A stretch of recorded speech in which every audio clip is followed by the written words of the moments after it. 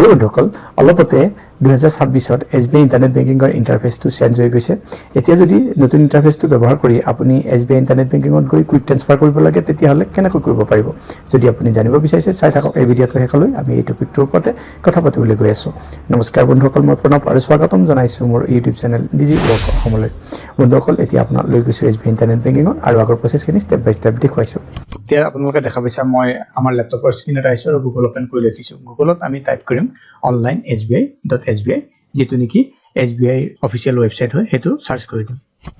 search হোৱাৰ পাছত search result কিছুমান আহিব প্ৰথমটো সাৰ্চ ৰিজাল্টে online sbi.sbi state bank of India এই লিংকটোৰ ওপৰত আমি ক্লিক কৰি দিম যেতিয়া তাৰ ওপৰত ক্লিক কৰিম এতিয়া চাওক SBI under net banking personal বেংকিংৰ আন্ডাৰ লগইনৰ ওপৰত ক্লিক কৰি দিম এতিয়া কন্টিনিউ টু লগইন এতিয়া ইয়াত আপোনাৰ ইউজাৰ নেম পাসওয়াৰ্ড এই ক্যাপচা কোডটো এই বক্সটোৰ ওপৰত ভৰাব লাগিব এইখিনি এতিয়া আমি ইয়াত ভৰাই লওঁ ডিটেইলছ খালি ভৰালো এতিয়া লগইনৰ ওপৰত ক্লিক কৰি দিম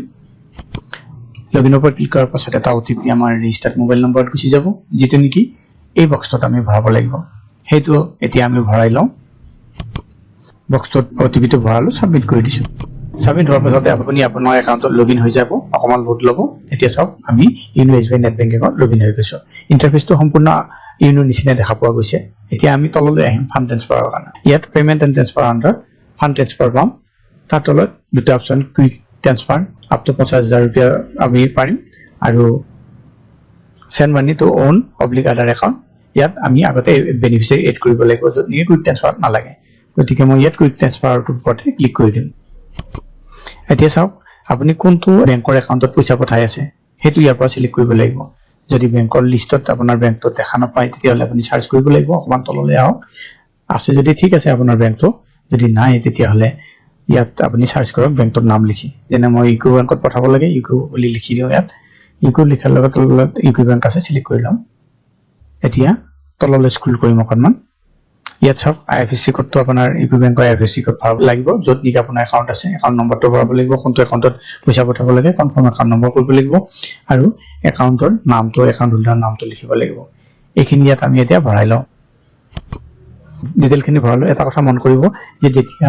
ইকো বেংকৰ নম্বৰটো ভৰাইছো IFSC কোডটো তলত ইকো বেংকটোৰ নামটো আৰু পিন নম্বৰটো আহিছে যদি ঠিকে থাকে আছে তেতিয়া হলে সিলেক্ট কৰি ল'ব পাৰে আপুনি ইয়াৰ পৰা নহলে আপুনি তেতিয়া হলে ভালদৰে সিলেক্ট কৰি ল'ব নম্বৰ মোৰ ঠিকে আছে মই সিলেক্ট কৰি লৈছো এতিয়া চাওক সকলোখিনি ডিটেইলছ ইয়াত ভৰাই ললো অকমান স্ক্ৰল ডাউন কৰি তলত আহিম ইয়াত আমি এমাউন্টটো ভৰাব লাগিব কিমান পইচা ট্ৰান্সফাৰ কৰিব লাগে ধৰি লোৱা মই 2000 টকা ট্ৰান্সফাৰ কৰিব বিচাৰো ইয়াত 2000 টকা এতিয়া মই ইয়াত লিখি দিম 2000 টকা ভৰালো আৰু ম্যাক্সিমাম 50000 টকা পঠাব পাৰো ইয়াত এটা পাৰপাস সিলেক্ট কৰিব লাগিব সব ট্ৰান্সফাৰ টু ফ্যামিলি অৰ ফ্ৰেণ্ডছ এইটোৱে মই সিলেক্ট কৰিম আৰু যদি আপোনাৰ বেলেগ হয় তেতিয়া বেলেগটো সিলেক্ট কৰি ল'ব যদি ইয়াত নাথাকে তেতিয়া আপুনি আদাৰ সিলেক্ট কৰিব পাৰে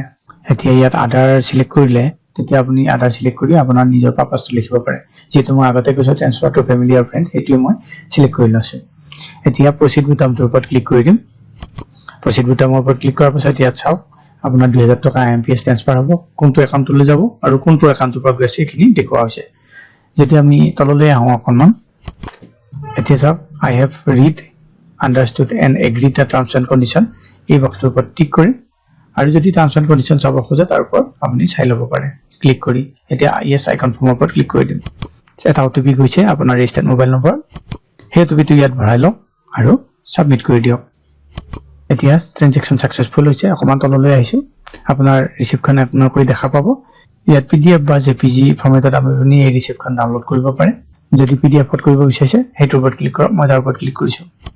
সেভ কৰি দিছো এতিয়া যদি ৰিসিপ্টখন আমি খলো এটো লগ আউট কৰি দিম এতিয়া আমি লগ আউট কৰি দিছো এতিয়া যদি ৰিসিপ্টখন খলো তেতিয়ালে এনেকুৱা ধৰণে আমি দেখা পাম যত নেকি আপোনাৰ transaction number transaction date and time